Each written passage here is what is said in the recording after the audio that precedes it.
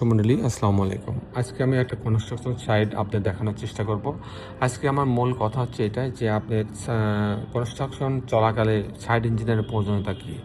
Construction চলাকালে site engineer আপনি অবশ্যই নেবেন, কারণ কি আপনি ডিজাইন অনুযায়ী কলামগুলো বাঁধা হচ্ছে কিনা, ঢালাইগুলো হচ্ছে কিনা, বিমগুলো বাঁধা হচ্ছে কিনা, ছাদগুলো বাঁধাই করছে কিনা, ক্লিয়ার কভার ঠিকমতো রাখছে কিনা, শাটারিংগুলো ঠিকমতো বাঁধা হচ্ছে কিনা, প্রত্যেকটা জিনিস রিংগুলো ঠিকমতো বাঁধছে কিনা, প্রত্যেকটা জিনিস কিন্তু সাইট ইঞ্জিনিয়ার গিয়ে ধরে।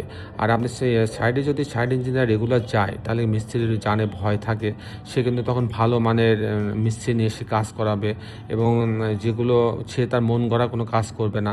আমাদের এমন এমন অনেক সাইট দেখা যায় যে মিস্ত্রি তার মন গড়া কাজ করে, ডিজাইন একরকম আছে, উনি করছেন আরেক রকম, তাতে কিন্তু মালিকের অনেক ক্ষতি হয়। তাই অবশ্যই সাইটগুলো চলাকালীন সময়, কনস্ট্রাকশনের সময় অবশ্যই আপনি সাইট ইঞ্জিনিয়ার নেবেন যেখান থেকে ডিজাইন করছেন।